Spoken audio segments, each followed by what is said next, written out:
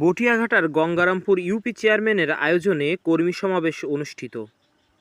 Turan Hossain Rana তথ্যচিত্রে desk report.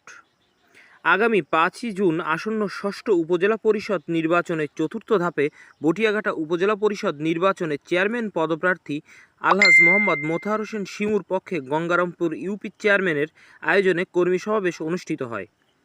শুক্রবার সন্ধ্যায় union পরিষদের মাঠে চেয়ারম্যান আসলাম হালদারের সভাপতিত্বে ও কাতিয়ানাংলা বাজার কমিটির সাধারণ সম্পাদক এস হাসানের সঞ্চালনায় প্রধান অতিথি ছিলেন বটিয়াঘাটা উপজেলা চেয়ারম্যান পদপ্রার্থী মোহাম্মদ মোতাহার হোসেন শিমু।